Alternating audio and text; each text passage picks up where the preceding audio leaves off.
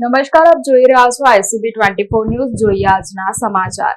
વડોદરા શહેરના અકોટાના રામપુરામાં પોલીસનું સઘન મેગા કોમ્બિંગ ડ્રાઈવ શરૂ. વડોદરા શહેરના ઝોન 1 અને ઝોન 2 પોલીસ દ્વારા આયોજિત સંયુક્ત મેગા કોમ્બિંગ ડ્રાઈવ અંતર્ગત અકોટા વિસ્તારમાં આવેલા રામપુરા ખાતે મોડી સાંજે સઘન કોમ્બિંગ હાથ ધરવામાં આવ્યું હતું.